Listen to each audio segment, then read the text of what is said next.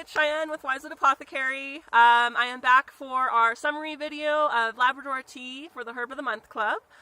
Thanks so much for joining me for all of October. I just wanted to do a quick summary of where to find Labrador Tea and some of its uses and how to safely use it.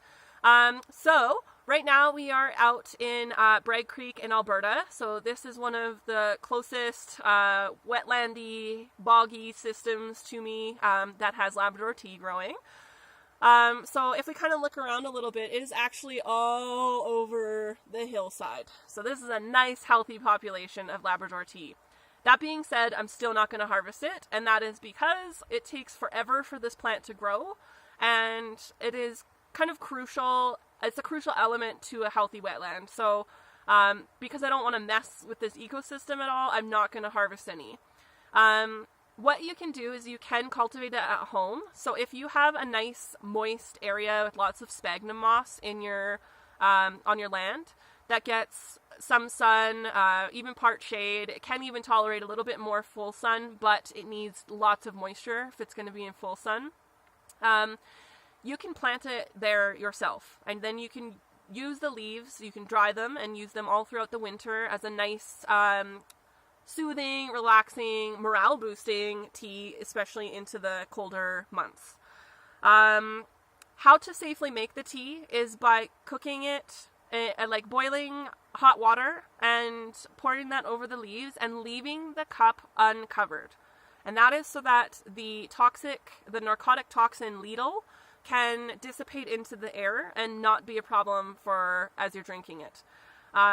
So for people that drink Labrador tea a lot, if you are frequently covering it or cooking it for a long period of time, you may end up having a lot of that ladle in your system, which can cause nausea, vomiting. It can even, in more severe cases, cause paralysis, temporary.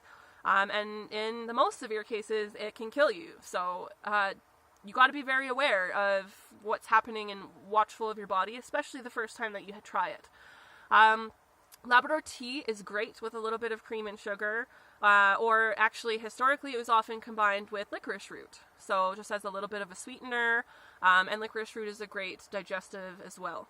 Though those with high blood pressure should avoid licorice because it increases blood pressure. So yeah, just to double check, here is Labrador tea, and I just wanted to show you real quick that when you flip up the underside of the leaves, it should have a nice little fuzzy underside that is either cream, orange, or dark reddish brown color. You don't want it to be any other color. If that fuzz is not there, you do not want to harvest it because it is not the right plant. If we look down here and follow it all the way to the base, it actually is in a whole bed of sphagnum moss. So that moss is helping protect it and helping it to stay moist all through the drier seasons. So, Labrador tea is useful in culinary applications. So it's often used as a spice, for example. It can be a substitute for bay leaves in soups and stews. If you follow along with the Herb of the Month Club, I've released a recipe for Labrador tea finishing salts, which is fantastic on things like fish, beef, pork, even on roasted vegetables. I have yet to experiment with beans, but that just came to me, so I'm going to give it a try. Yeah, so if you have any experience with Labrador tea, I would love to hear about it. So you can leave me a comment or message me.